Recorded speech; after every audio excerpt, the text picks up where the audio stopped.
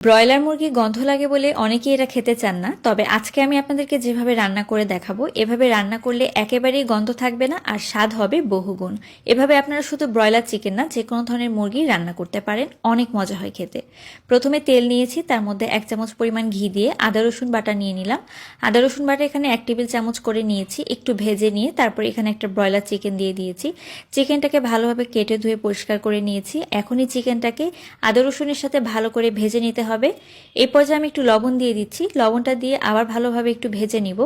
আর ভাজা হয়ে গেলে এখানে কিন্তু দিতে হবে পর্যায়ক্রমে অন্যান্য যা মশলা, তার আগে কিন্তু অবশ্যই একবার ভালোভাবে ভেজে নেবেন। তো এখন দিয়ে দিব এখানে আমি পেঁয়াজ কুচি। পেঁয়াজটাকে একদম ছোট ছোট করে কেটে নিয়েছি। তারপর দিয়ে দিলাম কাঁচামরিচের ফালি। কাঁচামরিচ ফালি এখানে 3টার মতো ব্যবহার করেছি।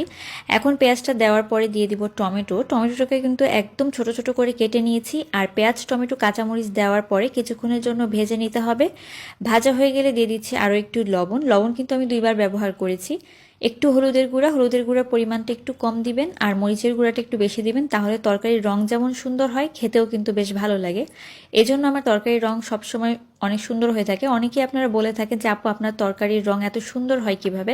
আমি কিন্তু হলুদের গুঁড়াটা কম ব্যবহার করি এবং মরিচের গুঁড়াটা একটু বেশি ব্যবহার করি। তো এবার আমি এখানে দিয়ে দিলাম 1 চামচের মতো গোলমরিচের গুঁড়া, তার সাথে 1 চামচ পরিমাণ ভাজা জিরার গুঁড়া এবং 1/2 চামচের মতো দিয়েছি ধনিয়ার গুঁড়া। এগুলো দেওয়ার পরে আবারও ভালোভাবে মশলাটাকে নেড়েচেড়ে কষিয়ে নিতে হবে। এখন কিন্তু আমি পানি ব্যবহার করছি না, প্রথমে এইভাবে পানি ছাড়াই কষিয়ে নিব। চিকেন থেকে অনেকটাই পানি বের হবে আর ওইটা দিয়েই কিন্তু কষানো হয়ে যাবে।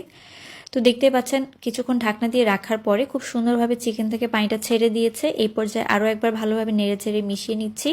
আর দিয়ে দেবো এখানে 2 চামচ পরিমাণে টক দই। একদম পানি ছাড়া টক দই নিয়েছি। আর টক দই দেওয়ার পরে খুবই অল্প পরিমাণে একটু চিনি দেবো, একদম 1 চিমটি থেকে একটু বেশি। আর চিনিটা দিচ্ছে এই কারণ যেহেতু টক দই দিয়েছি, চিনিটা দিলে কিন্তু খুব সুন্দর স্বাদের একটা অ্যাডজাস্ট হয়। তো তারপর চিনিটা দেওয়ার পরে আমি ভালোভাবে নেড়েচেড়ে মিশিয়ে নিচ্ছি। এখন এভাবে কিছুক্ষণের জন্য কষিয়ে নিব। তারপরে কিন্তু আমি এখানে পানি ব্যবহার করব, তবে পানির পরিমাণটা খুব একটা বেশি দেওয়ার দরকার নেই, যেহেতু চিকেন অলরেডি সেদ্ধ হয়ে গিয়েছে আর বেশিক্ষণ সেদ্ধ হবে না। তো এই জন্য আমি পানির পরিমাণটা কিন্তু সেভাবে বুঝে দিয়েছি। আর এই চিকেন রান্নায় আমি একদমই ঝোল রাখবো না, একদম ভুনা ভুনা হবে। আর ব্রয়লার চিকেন কিন্তু ঝোল রাখলে ভালো লাগে না, একটু ভুনা ভুনা করলেই ভালো লাগে।